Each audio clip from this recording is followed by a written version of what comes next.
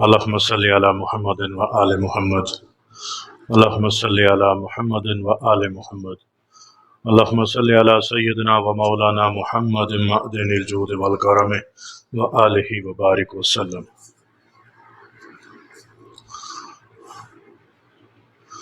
فناف الشیخ، دراصل اس کی اجازت بارگاہ رسالت میں ملتی ہے کہ جس میں بھی اپنے مرشد میں فنا ہونا ہو، جس نے بھی اپنے مرشد میں فنا ہونا ہو اور وہ رستہ طے کرنا ہو، تو اس کی جو اجازت اور اس کا جو اذن ہے وہ نبی کریم صلی اللہ علیہ وآلہ وسلم سے ملتا ہے بارگاہ رسالت سے. آپ اپنی مرضی سے نہیں ہو سکتے. آپ اپنی مرضی سے محبت نہیں کر سکتے تو فنا کیسے ہو جاؤ؟ محبت آپ کس کی مرضی سے کر سکتے ہیں؟ جس سے محبت ہو. جب محبت عطا ہی نہیں کر رہا ہو اور تم لینے کے لیے تیار نہیں، تو پھر تمہیں محبت کیسے ہو سکتی ہے؟ محبت تو ان دلوں کے اوپر اترتی ہے جو جنتی دل ہوں. محبت سب کے حصے میں نہیں آتی. محبت سب کے حصے میں نہیں ہے. یہ تو آسمانی چیز ہے جو مانگنی پڑتی ہے، جس کے لیے قدم اٹھانا پڑتا ہے. یہ ایسے تھوڑی ہے کہ یہ تو نعمت ہے، اور جو نعمت ہے وہ ایسے کسی کو کیسے مل سکتی ہے؟ اور بات ہے کہ آپ کا بارگاہ رسالت میں تذکرہ ہو، کسی کا بھی، ہم میں سے کسی کا بھی ہو، وہ اس درجے پہ پہنچ کیسے گیا ہے؟ اس کا مطلب ہے کہ وہ اپنے شیخ سے اس درجے کی انسیت رکھتا ہے، محبت رکھتا ہے کہ اس کے تذکرے بارگاہ رسالت میں ہونے لگ گئے.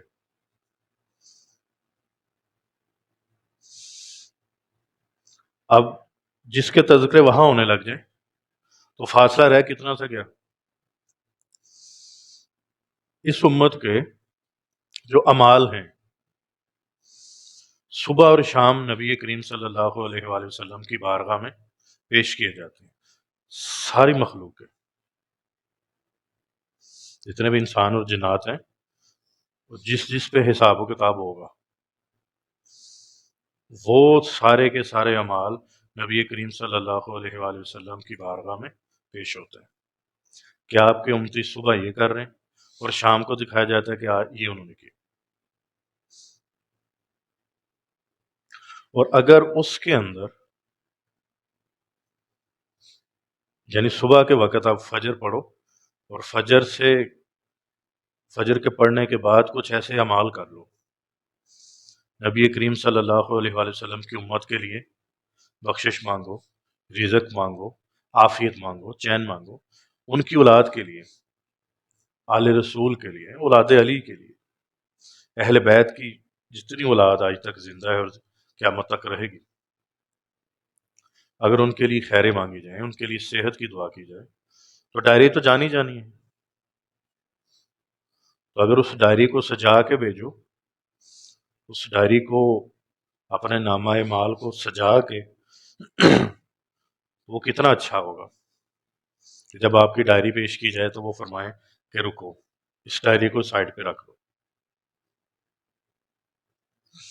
جس نے بھی بارگاہ رسالت سے فیض پایا ہے، تو جس سے اللہ کے نبی کو محبت ہوئی، اس سے محبت اگر آپ کو ہو گئی تو آپ جلد فیض یاب ہو جاؤ گے. اصول ہے نا. آپ کے بچے سے کوئی پیار کرے تو آپ کو اس سے آٹومیٹیکلی پیار ہو جاتا ہے. آپ کے بچے کا کوئی خیال رکھے تو آپ اس کا آٹومیٹیکلی آپ کی نظر میں وہ آ جاتا ہے. ہوتا ہے کہ نہیں؟ تو بارگاہ رسالت میں کیا نہیں ہوتا؟ یہ بارگاہ رسالت میں بھی ایسے ہے کہ جب آپ ان کے ذریعے جو محبوب ہیں اللہ کے نبی کے، اہل بیت ہیں، آئین پاک کی ہستیاں ہیں، خلفائے راشدین ہیں، جن جن سے اللہ کے نبی نے محبت کی، عشق کیا، ان سے آپ نے بھی محبت رکھنی۔ حضرت واصف علی صاحب رحمۃ اللہ تو فرمایا کرتے تھے کہ اگر آپ کی زندگی میں ایک عمل ایسا ہو جو اللہ کے نبی کو پسند تھا، اور ایک ایسا عمل اپنی زندگی سے نکال دو جو اللہ کے نبی کو پسند نہیں ہے، تو آپ کی بخشش کے لیے کافی ہوگا، آپ کی بخشش کے لیے وہ کافی ہوگا۔ تو فنا فی الشیخ کے لیے، مرشد میں فنا ہونے کے لیے، ہمیں یہ جو ہے نا نفع اور نقصان اور سوچنا سمجھنا، اس کے ساتھ چلنے کے لیے سوچ سمجھ کی ضرورت پڑتی ہے، یہ پھر اس کے خواص ختم کرنے پڑتے ہیں۔ پھر یہ نہیں سوچ سکتے آپ کہ شیخ بلائے اور آپ بولو مجھے تو کام ہے،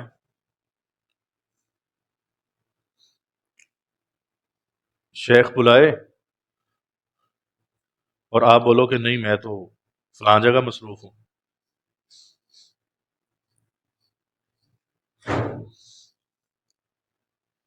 پھر ایسا نہیں کرو گے نا، کہ کرو گے؟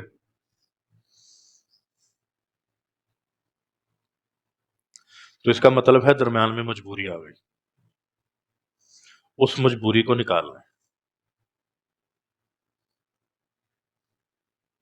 اس مجبوری کو نکال۔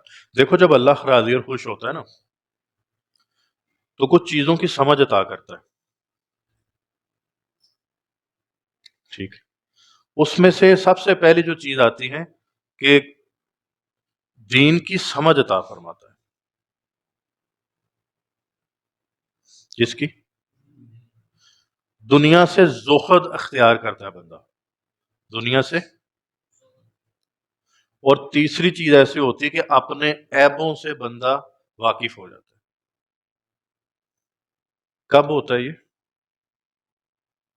جب اللہ کسی سے راضی ہوتا ہے۔ آپ نے دیکھا کئی اولیاء اللہ ایسے تھے کہ انہوں نے عالم کا کورس نہیں کیا، مفتی کا کورس نہیں کیا، زیادہ پڑھے لکھے نہیں کہ پی ایچ ڈی کی ہو، ڈاکٹریٹ کی ہو، مگر پی ایچ ڈی ڈاکٹریٹ سامنے دعا کے لیے بیٹھے ہوتے ہیں، یہ عالم یہ مفتی سامنے بیٹھے ہوتے ہیں۔ اس کی کیا وجہ ہے؟ اس کی وجہ ہے کہ اللہ نے ان ہستیوں کو وہ جو باطنی علم ہے ہبہ کیا ہوتا ہے، باطنی علم ہبہ، وہ تو لدنی علم لے کے بیٹھتے ہیں، وہ پھر ہمیں ہماری عقل کے مطابق اس کا جواب دیتے ہیں، وہ اپنی عقل کے مطابق جواب نہیں دیں گے، وہ تو سمجھ نہیں آئے گی نا ہمیں ابھی، وہ پھر اپنی عقل کے مطابق۔ تو اللہ دین کی سمجھ عطا فرماتا ہے جب اللہ راضی ہوتا ہے، پھر اس کو دین کے اندر جتنے مسائل ہیں، جتنے فضائل ہیں، ساری سمجھ آنی شروع ہو جاتی ہے۔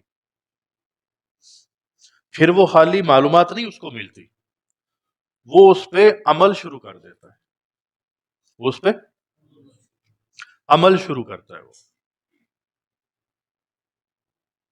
کیونکہ جب آپ کے پاس علم ہو اور اس کے اوپر عمل نہ ہو تو ابھی بھی آپ کو فائدہ نہیں ملے گا۔ آپ کو فائدہ تب ملے گا جب آپ کو فائدہ تب ملے گا جب آپ نے اس علم پہ عمل کرنا ہے۔ تو دین کی سمجھ اللہ ایسے عطا فرماتا ہے۔ حضور داتا صاحب رحمۃ اللہ فرمایا کرتے تھے کہ مجھے سب سے مشکل چیز یہی لگتی ہے کہ جتنا بندے کے پاس علم ہو اس کے اوپر عمل نہ ہو، یہ مشکل ہو کہ علم تو بہت زیادہ ہو اس پہ عمل نہ ہو، اس پہ عمل کرنا پڑتا ہے۔ جب تک آپ کے پاس جتنا علم ہے آپ اس پہ عمل نہیں کرتے مزید علم نہیں ملتا۔ بھائی آپ کے پاس برتن ہو دودھ والا، مزید دودھ کب ڈلے گا؟ اگر اس میں جگہ ہوگی تو، اگر وہ پہلے سے وہی استعمال بھی نہیں ہوا اور آپ نے خراب کر دیا ہے، اس خراب برتن میں کو دودھ ڈالے گا؟ پھر نہیں ڈالے. ہمارے بھی باطن کا یہی حال ہے، ہم بھی ایسے ہی کرتے ہیں.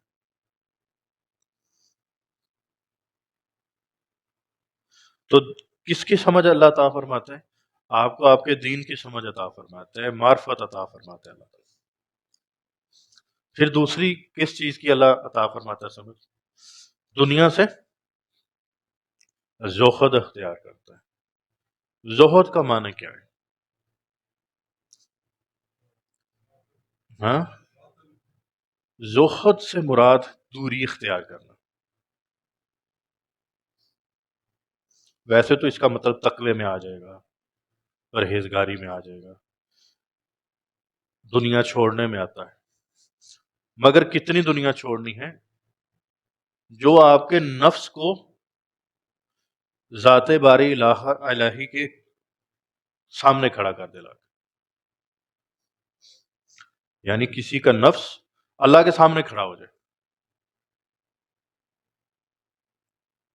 کیونکہ نفس اور رب تعالیٰ دونوں ایک دوسرے کے اینٹی ہیں جب تک اس کی حالت نہیں بدلتی. اس وقت تک وہ کیا ہیں؟ ایک دوسرے کے مخالف ہیں. تو ہم نے نفس کو ہی تر و تازہ رکھا ہے. ہم پہ نفس غالب آتا ہے تو گناہ ہوتے ہیں نا. اگر روح اتنی طاقتور ہوتی تو نفس کو غالب نہ آنے دیتی. اور نفس کس چیز سے کمزور ہوتا ہے؟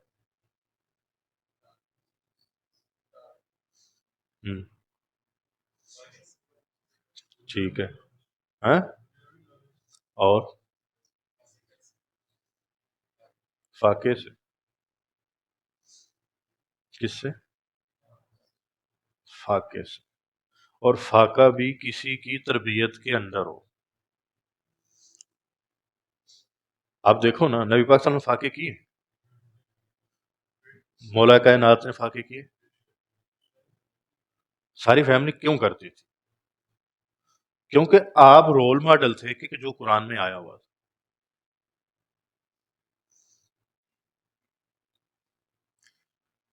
اللہ کے نبی کی جو اہل و عیال ہیں یہ رول ماڈل تھے. قرآن کے ساتھ کون کھڑا ہے؟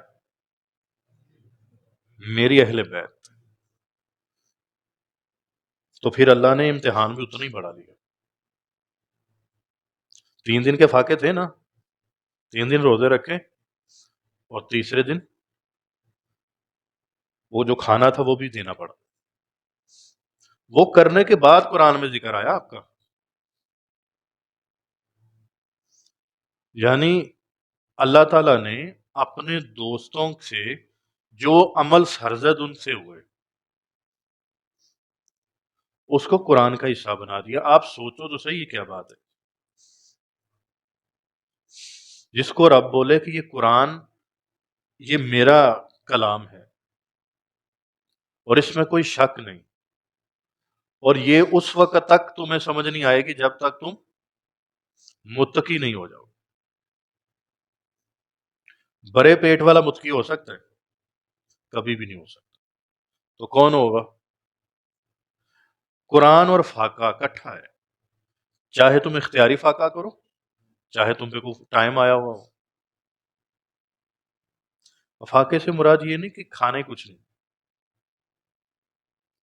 بیمار ہو جاؤ گے نا.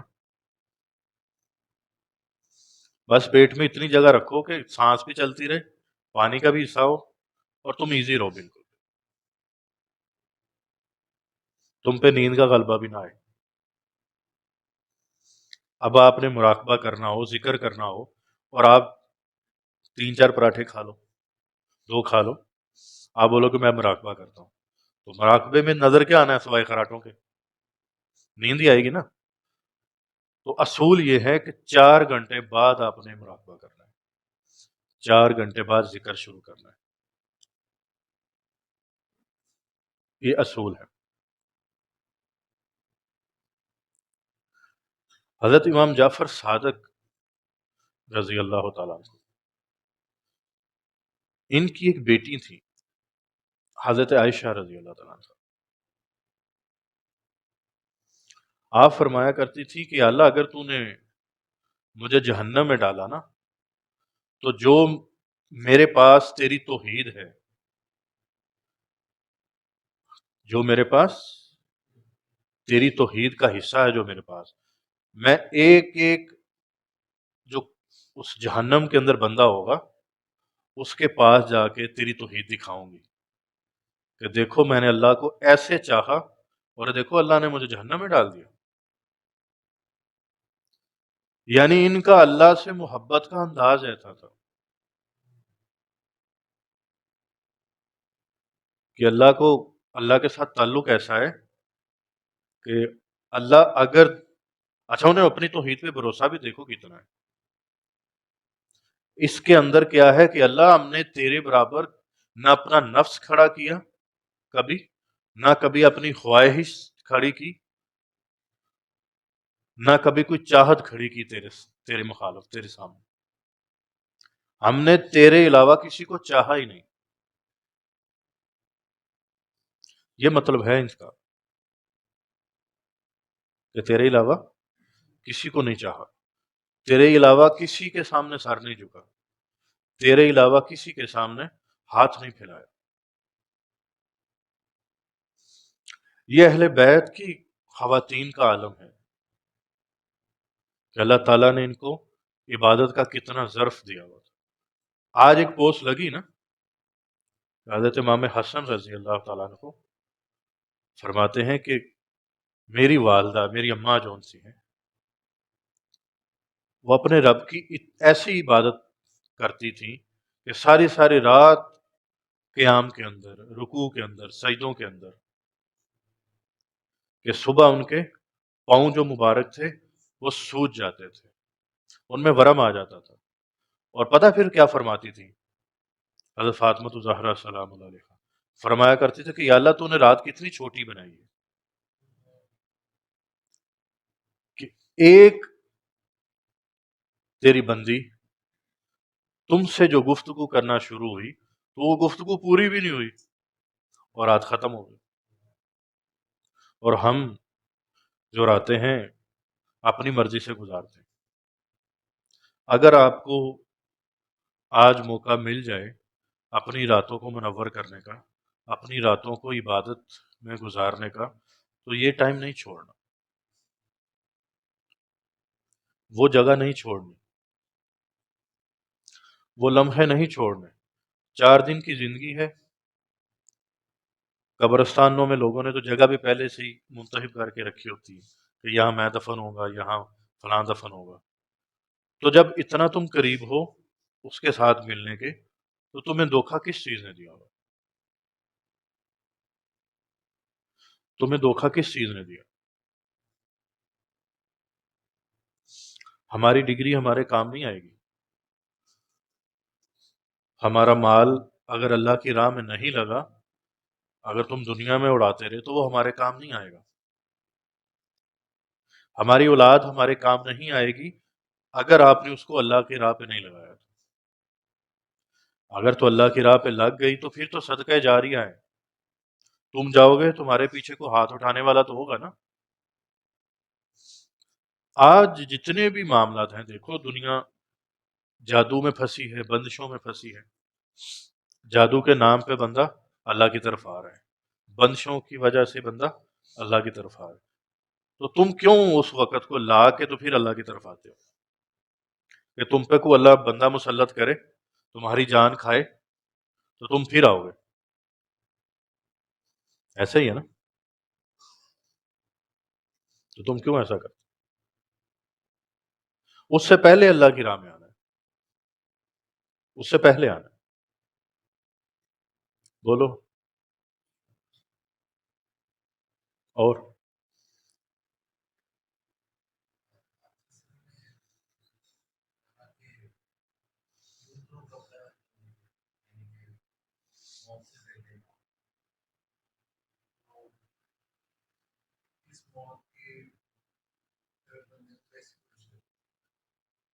دیکھو اللہ کے نبی صلی اللہ علیہ وآلہ وسلم نے فرمایا مرنے سے پہلے مر جاؤ۔ اصل میں جب تک انسان خود اپنی مرضی سے جی رہا ہوتا ہے نا، اس کے اوپر سے غفلت کے پردے نہیں اترتے۔ اچھا پھر اس مرنے سے ہوگا کیا؟ یعنی اگر آپ مرنے سے پہلے مر جاؤ تو کیا فائدہ ہے؟ آپ پھر فلاح پا لیتے ہو. تو فلاح کا مطلب کیا ہے؟ ہم؟ بخشش اور فلاح کا کیا مطلب ہے؟ ہیں؟ وہی بات ہوگی نجات اور ہم؟ کیا کیا بولو. ہاں، یعنی آپ کو صاحب شفاعت بنا دیا. بھائی آپ فلاح پا کے تو آپ کی اپنی بخشش کے لیے کافی تو نہیں ہے نا. آپ کو صاحب شفاعت بنایا جائے جیسے حضرت ویسے کرنی کو بنایا گیا تھا. کیا دعا فرمائی تھی کہ جا کیا فرمایا تھا اللہ کے نبی نے کہ جانا اور ان سے میری امت کے لیے دعا کرانا. کیوں کرانا؟ کیونکہ آپ مقام مغفرت پہ تھے. جس پہ ہاں آپ کے پاس ولایت کی ساری شاخیں تھیں. کسی کے پاس ایک آدھی ہوتی ہیں ولایت کی شاخیں، کسی کے پاس دو چار ہوتی ہیں، کسی کے پاس 5-6 ہوتی ہیں، کسی کے پاس 10 ہوتی ہیں. کہ وہ جس کے لیے دعا کر دے اس کی بخشش ہو جاتی ہے. جو اس کے سلسلے میں آ جائے بخشش ہو جاتی ہے. شیخ عبد القادر جیلانی رحمۃ اللہ علیہ سے ہے نا وعدہ یہ کہ جو آپ کے سلسلے میں داخل ہو جائے گا، یعنی جو قادری بن جائے گا اس کی بخشش ہو جائے گی. قادری تو خیر اب بنے نا، یعنی کہ عبد القادر جو تیرے سلسلے میں بیعت ہو جائے گا، کہ جو آپ کا مرید بن جائے گا. اب اس کا فلسفہ کیا ہے؟ اس کا فلسفہ یہ ہے کہ اس کو آخری وقت میں توبہ کی توفیق مل جائے گی. اللہ اس کو توبہ کی توفیق دے دے گا. بھائی جب آپ کو توبہ کی توفیق مل سکتی ہے جو سب سے مشکل کام ہے، تو آپ کو اپنے سلسلے میں سے اور کیوں کچھ نہیں مل سکتا؟ سوچنے والی بات ہے نا. کیوں نہیں مل سکتے؟ کبھی سلسلے کو پڑھا ہے ہم نے؟ کبھی اپنے شجرے کو دیکھا ہے؟ نہیں دیکھا نا. شجرے میں تو سب کچھ پڑا ہوا ہے. شجرے میں سب کچھ پڑا ہوا ہے، ہم نہیں دیکھتے. سارے علوم پڑے ہیں شجرے میں. جو ان کے اوپر کھلا وہ آپ پہ بھی کھل سکتا ہے. اصل میں جب بندہ مر جاتا ہے نا، مرنے سے پہلے اس کے نفس کو تکلیف پہنچتی ہے. اس کے نفس کو تکلیف پہنچتی ہے. اب تکلیف نفس کو کیوں پہنچ رہی ہے؟ کیونکہ اس کو اپنی مرضی سے جینا نہیں دیا جا رہا. آپ اپنی مرضی سے جینے تو آئے نہیں، آپ مومن ہو نا. تو جو مومن ہوتا ہے وہ اس دنیا میں کس طرح زندگی گزارتا ہے؟ قید خانے، قیدی کی طرح. اور یہ مشکل کام ہے، آسان نہیں ہے یہ کہ مرنے سے پہلے مارا جائے، کہ ساری خواہشیں چھوڑنی پڑتی ہیں. ہم تو ایک خواہش نہیں چھوڑ سکتے. اگر کسی کو بولا جائے بھی ٹھنڈا پانی تم نے نہیں پینا، دیکھ لو حالت کیا ہوگی.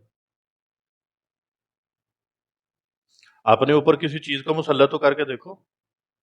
اپنی کوئی فیوریٹ چیز چھوڑ دو اللہ کے لیے. ہمیں میں چائے مجھے بڑی پسند ہے، اللہ کے لیے چھوڑ دو. چوتھے پانچویں دن سمجھ آ جائے گی کہ جو پھر فاقوں سے زندگی گزارتے ہیں، پرہیزوں سے زندگی گزارتے ہیں، انہوں نے اللہ کے لیے کیا کیا چھوڑا ہوتا ہے. پھر آپ کو اس کی سمجھ تب آئے گی، ابھی نہیں.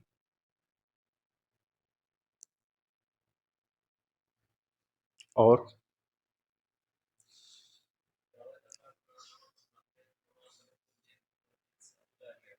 ہم،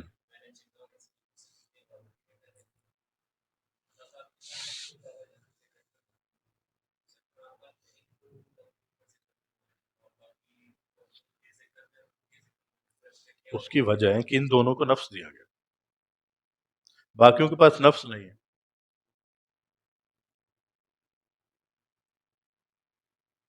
تو جس کو نفس دیا جائے گا حساب بھی تو اسی سے لیا جائے گا نا. اب گائے کتنی چوریاں کرتی بتاؤ؟ اگر وہ کسی کے کھیت میں چلی جائے تو اگر کوئی اسے مار رہا ہوگا وہ کہ یہ ڈنگر کو کیوں مار رہا ہے؟ ڈنگر کس کو کہتے ہیں؟ جس کو کوئی سمجھ ہی نہیں، جس کے پاس عقل نہیں، شعور نہیں، جس کو گناہ اور ثواب میں تمیز نہیں کرنی آتی، تو تم اسے حساب کیا لوگے؟ تو ان کا کوئی حساب نہیں. اور اللہ نے عبادت، جو عبادت وہ کون سی ہے؟ کیا سجدے کرانے تھے اللہ نے؟ سجدوں کے لیے کیا فرشتے کم تھے کیا؟ رکوع کرانے تھے. ایسے فرشتے ہیں جو رکوع میں ہے تو رکوع میں ہی ساری زندگی رہیں گے، جو سجدے میں رہے گا، جو قیام میں ہے وہ قیام میں رہے گا. تو پھر کیوں پیدا کیا جا رہا ہے؟ کہ میں پہچانا جاؤں کہ میں چھپا ہوا خزانہ تھا، میں نے چاہا کہ میں پہچانا جاؤں. یہ کیوں نہیں کہا کہ میری عبادت ہو؟ عبادت کا جو مغز ہے نا، جو عبادت کا ایسنس ہے، نچوڑ ہے، وہ معرفت ہے. وہ اس کو پہچاننا ہے، وہ اس سے عشق کرنا ہے، وہ اس سے محبت کرنا ہے، سجدہ کرنا نہیں ہے. اللہ کے نبی کے پاس ایک واقعہ آیا، بات آئی کہ جو فلاں جو عورت ہے اس نے بلی کو اندر کمرے میں بند کر دیا ہے اور اس کو مار دیا ہے، بھوکی پیاسی. عبادت گزار ہے، سجدے کرتی ہے، نفل پڑھتی ہے، روزہ بھی رکھتی ہے، تہجد بھی پڑھتی ہے، مگر اس نے بلی مار دی. تو آپ نے فرمایا جہنمی ہے یہ عورت. اور ایک طرف کہ یا رسول اللہ وہ جو عورت ہے وہ جانوروں سے محبت کرتی ہے، بے زبانوں سے محبت کرتی ہے، ان کا خیال رکھتی ہے، مگر یا رسول اللہ عبادت میں کمزور ہے. آپ نے فرمایا جنتی عورت ہے. اب اس کا کیا جواب دو گے؟ اس کا کیا جواب ہو؟ اس کا مطلب ہے عبادت بھی گارنٹیڈ چیز نہیں ہے. گارنٹیڈ چیز اس کا فضل ہے. اس کا فضل تلاش کرنا ہے آپ نے. وہ تمہیں عبادت میں ملے، وہ تمہیں خدمت میں ملے، وہ تمہیں جہاں ملے، تم نے فضل کی تلاش میں رہنا ہے. اور عموماً فضل عبادت سے نہیں ہوتا. یہ نہیں، یہ صاحب فضل سے ہوتا ہے. آپ جیسے مثال کے طور پر کسی عطر فروش کی دکان پہ چلے جاؤ، آپ کو جا کے آدھا گھنٹہ اس دکان کے اندر سے واپس آؤ تو اس کے بعد کیا ہوگا؟ خوشبو آئیں گی؟ ابھی لگائی نہیں، مگر اس ماحول نے اس کو معطر کر دی. تو یہی عالم ہوتا ہے. جو چیز بیٹا خدمت سے ملتی ہے نا، جب بندہ خدمت کرتا ہے تو اللہ اس خدمت کی برکت سے اس کو مخدوم بناتا ہے. کیا بناتا ہے؟ مخدوم کا مطلب کیا ہے؟ آقا، مولا.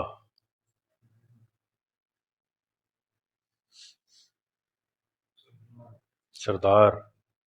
حضرت امام حسن فرمایا کرتے تھے کہ جس کو سرداری چاہیے، جس کو بادشاہ چاہیے، لوگوں کو کھانا کھلائے. کیا کرے؟ اللہ کے بندے، تمہیں ولایت میں چاہیے سرداری، تمہیں ملے گی. تمہیں دنیا میں سرداری چاہیے، تمہیں ملے گی. ایک اللہ والے فرماتے ہیں کہ جس نے کسی پر احسان کیا اس نے اس کو باندھ لیا. اس نے اس کو اپنے ساتھ باندھ لیا. اس کو سوچو بیٹھ کے ذرا.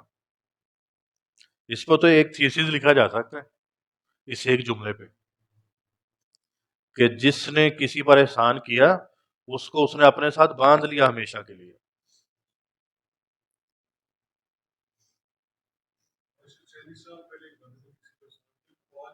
آج بھی مانتے ہیں. بالکل.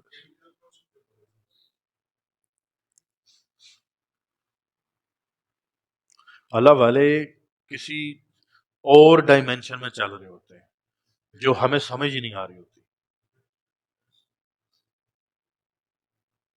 بھائی تم سے یہ جو لنگر کے نام سے لیتے ہیں ان کا کیا کر رہے ہوتے ہیں؟ یہ لوگوں کو کھانا کھلا دیتے ہیں نا. تم آ گئے اس کے اندر، تم اس چیز کے اندر آ گئے نا کہ تمہیں کیا ملنی چاہیے؟ سرداری. پھر اللہ تمہیں کیا کرتا ہے؟ تمہارے خاندان میں نمایاں کر دیتا ہے. اللہ تمہیں تمہاری گلی میں نمایاں کر دے گا. اللہ تمہیں تمہارے ہمسائے میں نمایاں کر دے گا. اللہ تمہیں تمہارے گاؤں میں نمایاں کر دے گا، تمہارے محلے میں، تمہارے شہر میں. ان کو نہیں بھی پتا نا، ان کو بھی پتا ہو. لوگ کہتے ہیں کہ بس وہ آتا ہے تو آواز ہی نہیں نکلتی، وہ آتا ہے تو ایک روب ایسا آ جاتا ہے. وہ سرداری ملی ہوئی ہے جو سمجھ نہیں آ رہی. بات سمجھ آئی ہے آج؟ بہت راز ہے، بڑے راز ہیں. تو وہ فرمایا کرتے تھے، ایک بزرگ فرمانے لگے کہ جو بندہ تیرے خلاف ہے اس کی قدر کیا کرو. وہ کہنے لگا حضرت کیوں؟ کہنے لگا سچے بندے بڑے کم ہوتے ہیں. اس کو سوچو ذرا بیٹھ کے. جو تیرے خلاف ہے وہ کیوں تیرے خلاف ہے؟ کیونکہ تیرے سامنے بول رہے ہیں نا، اور تمہیں پتا ہے کہ تیری مخالفت کر رہے ہیں. تو جس کا تمہیں پتا ہی نہیں وہ جھوٹا تیرے اندر بیٹھا ہوا ہے. وہ سچا جو مخالفت کر رہا ہے. بات سمجھ آئی؟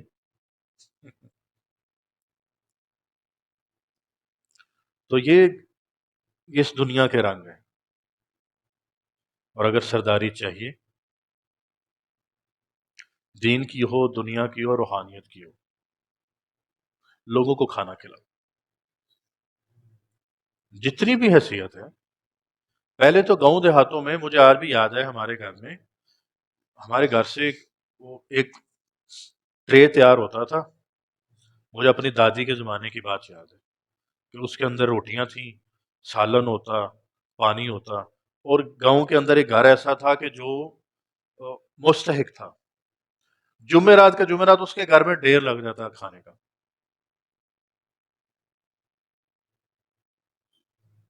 جمعرات کے جمعرات. اور میرے خاندان کے اندر کوئی ایک بھی فیملی ایسی نہیں جو زمیندار نہ ہو، یعنی جن کے زمینیں نہ ہوں.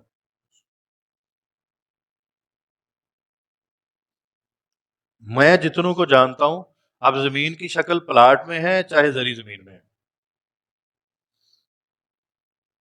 مجھے کوئی ایسا بندہ نہیں ملا اپنے خاندان. اس کی پیچھے وجہ یہی ہے،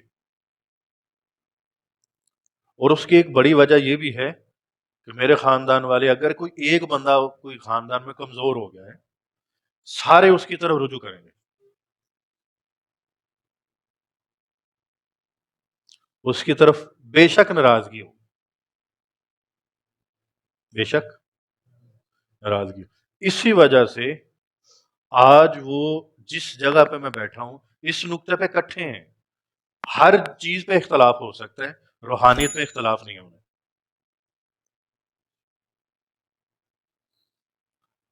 یہ کس وجہ سے ہو رہا ہے؟ ایک کھانا کھلانے سے، اور دوسرا اپنے رشتہ داروں سے صلہ رحمی کرنے سے. سارے زمیندار ہیں، سب کے پاس زمینیں ہیں، اور اچھی اور مہنگی جگہ پر ہیں. زرعی زمین بھی ہے ان کے پاس. اور اگر یہ چیز قائم رکھنی ہے تو آپ نے ایک کام کرنا ہے، کبھی کسی غلط صحبت میں نہیں بیٹھنا. بس یہ ہمیشہ قائم رہیں گی چیزیں. کسی غلط صحبت میں نہیں بیٹھنا، کیونکہ غلط صحبت میں بیٹھو گے تو یہ چیزیں چھوٹیں گی. صلہ رحمی بھی چھوٹی اور کھانا کھلانا بھی چھوٹا. ابھی میں گاؤں گیا تھا تو مجھے کوئی کہہ رہا ہے کہ یہ ہم جو کھانا بناتے ہو اس میں حصہ ڈال لینا. ایک آیا اس نے کہا یہ آپ جو کھانا بناتے ہو اس میں حصہ ڈالنا. ایک آیا اس نے کہا آپ لنگر بناتے ہو اس میں یہ حصہ ڈالنا. وہ چل رہا ہے سارا کچھ، وہ چل رہا ہے ان کا سارا کچھ.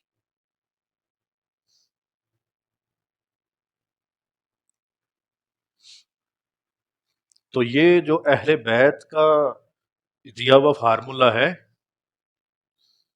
اس کو سمجھو آپ. اور ایک عمل آپ کو اور دیتا ہوں اہل بیت کی ہی نسبت سے. جمعے والے دن غسل کرو. واجب ہے یہ نہیں واجب، یہ اس سوال نہیں ہونا چاہیے. غسل کرنا ہے. اور جو غسل کرتا ہے، جو سر پہ پانی ڈالتا ہے، جو سر پہ پانی ڈالتا ہے، اس کی عقل کبھی زائل نہیں ہوتی. جو بندہ روز غسل کرتا ہے، روز نہاتا ہے، سر پہ پانی ڈالتا ہے، اس کی یادداشت کبھی کمزور نہیں ہوگی، کبھی عقل ضائع نہیں ہوگی انشاءاللہ. جمعے والے دن غسل کرو. اور جب کپڑے پہننے لگو، یعنی نئے کپڑے جو جمعے والے دن دھو کے پہننے، آپ نے کسی نے بھی دھلے ہوئے ہوں مگر پہنتے جمعے والے دن، ان کپڑوں کے سامنے رکھو اور ایک گلاس پانی سامنے رکھ لو. ایک جگ رکھ لو، ایک گلاس رکھ لو. اس کے اوپر 46 مرتبہ سورہ قدر پڑھنی ہے. کتنی دفعہ؟ ہر دفعہ بسم اللہ کے ساتھ، اور اول آخر 5 بار درود پاک. کوئی سا بھی پڑھ لو درود پاک، چھوٹا بڑا جو آپ کی مرضی ہے. پڑھ کے اس پانی پہ دم کر دو. اب اس پانی کے چھینٹے اس سوٹ پہ ڈالو اور وہ سوٹ پہن لو. یہ ایک ہی پانی سارے گھر والے بھی استعمال کر سکتے ہیں. اور پھر اس کو پانی کو پی لو، سب پی لو، اور سب کے کپڑوں پہ چھڑک دو. مگر وہ کپڑے نئے ہونے چاہیے. نئے سے مراد دھلے ہوئے اور آئرن کیے ہوئے، جو آپ نے پہلے نہیں پہنے، یعنی جمعے والے دن پہلے نہیں پہنے، دھل کے جو نئے پریس ہوتے ہیں وہ والے کپڑے. اب اگلے جمعے کرنا چاہو پھر بھی کر سکتے ہو، اور درمیان میں اگر کسی اور دن بھی کرنا چاہو، جب کپڑے بدلنے ہوں یہ عمل کرو. جب کپڑے بدلنے ہو یہ عمل کر کے پھر کپڑے پہننے. یہ عمل دستے غیب کا ہے جس کے پیچھے دنیا پاگل دیوانی. یعنی برکت ہے اس عمل کے اندر. جتنی تمہیں ضرورت ہوگی اللہ کہیں نہ کہیں سے بندوبست کر دے گا انشاءاللہ تعالی. تمہارا گھر چلتا رہے گا، تمہاری دکان چلتی رہے گی، تمہاری فیکٹری چلتی رہے گی. بھائی تمہاری فیکٹری ہے تو چھڑک دو دیواروں پہ جا کے. دکان ہے تو اس دکان پہ چھڑکو، اپنی اولاد پہ چھڑکو، اولاد کے کپڑوں پہ چھڑکو، پانی پلاؤ. اگر تمہاری زرعی زمین ہے تو زرعی زمین پہ بھی چھڑکو. کس نے روکا ہے؟ گھر دیواروں پہ چھڑکو، کچن میں چھڑکو، باتھ روم کو چھوڑ کے. اور پھر اس کا ثواب نبی کریم، ساری پڑھائی کا ثواب نبی کریم صلی اللہ علیہ وآلہ وسلم، ان کے اہل بیت ہیں، پائنتن پاک ہیں، شہداء کربلا ہیں، اصحاب حسین ہیں، حضرت علی کی مبارک اولاد ہے ساری، حضرت علی کی تمام مبارک بیویاں ہیں، نبی پاک کے ازواج مطہرات ہیں، نبی پاک کے والدین اباؤ جداد ہیں، حضرت علی کے والدین ہیں، ائمہ اہل بیت ہیں. ان کو عطیہ کر دیں. خلفۂ راشدین ہیں، انہیں عطیہ کر دیں. یعنی جس اور ہستی کو بھی آپ ہدیہ کرنا چاہو، شیخ عبد القادر جیلانی رحمۃ اللہ علیہ، بابا جمال الدین جان من جمع جنتی رحمۃ اللہ علیہ، یعنی جس کو بھی اور کرنا چاہو ہدیہ کر سکتے ہو، مگر انہیں ضرور کرو جن کا بتا رہا ہوں. جیسے 1002 رجال الغیب ہیں، 40 وقت کے ابدال ہیں، 4 اوتاد ہیں، مشرق مغرب شمال جنوب کے 4 اوتاد، الف واو تے الف تا اور دال، اوتاد، انہیں عطیہ کرو. اور ابدال وقت مصدق الرحمان صاحب ہیں جو 40 ابدالوں میں سے ایک ابدال ہے اور زندہ ہیں، صاحب ڈیوٹی ہیں، ان کو عطیہ کرو. یعنی جس سے بھی آپ کو محبت ہو ان کو عطیہ کریں. شہداء کربلا بتا دیا میں نے، اصحاب حسین شرکائے کربلا ہیں، شہدائے کربلا ہیں، سب ہیں، انہیں ہدیہ کر، اصحاب بدر ہیں، اصحاب احد والے ہیں، آپ انہیں ہدیہ کر دو۔ حضرت امام جعفر صادق کو بھی ہدیہ کرنا ہے کیونکہ ان کا سورہ قدر کے ساتھ بڑا گہرا تعلق ہے۔ حضرت امام جعفر صادق کو بھی ہدیہ کرو، اور ہدیہ کر کے تو کپڑے پہن لو، یا کپڑے پہن کے بعد میں ہدیہ کر دو، کوئی مسئلہ نہیں، یہ عمل کرو، یہ اب سب کو اجازت ہے اور سننے والوں کو بھی اجازت ہے، ٹھیک ہے؟ تو یہ وہ عمل تھا جو میں نے آپ لوگوں کو پہلے بتانا تھا۔ اب 46 دفعہ 10 منٹ 15 منٹ لگیں گے آپ کو، اور اگر 8 گھنٹے آپ اپنی جاب کو دے سکتے ہو تو 15 منٹ اسے کیوں نہیں دے سکتے؟ جب لباس بدلنا ہے جمعے والے دن اور باقی دنوں میں بھی یہ عمل کر کے چھڑک کے تھوڑا سا پانی پی کے وہ کپڑے پہن لو، اس کا کمال دیکھو۔ اپنی ٹوپی پہ چھڑکو، تھوڑا سا پرس پہ چھڑک لو تو چھڑکو، ٹھیک ہے؟ عمل یاد رہے گا۔ اب دعا کرتے ہیں۔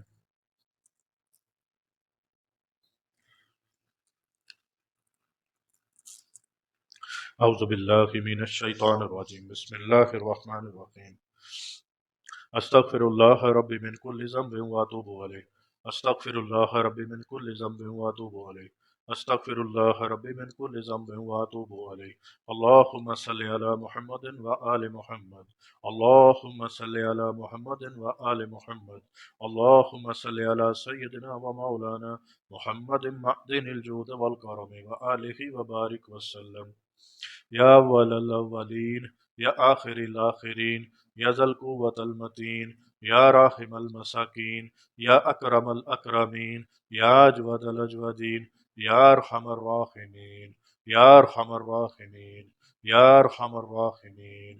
یا اللہ ہمارا یہاں آنا قبول فرما، یا اللہ ہمارا یہاں بیٹھنا قبول فرما، یا اللہ ہمارا یہاں سننا سنانا قبول فرما، اور اللہ پاک جو غلطی کوتاہی ہو گئی ہو جانے انجانے میں، لفظوں میں، لہجوں سے، اللہ وہ معاف فرما۔